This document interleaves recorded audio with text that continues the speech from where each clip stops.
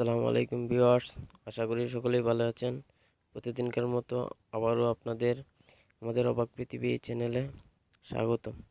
আশা করি আপনারা সবাই ভালোই আছেন।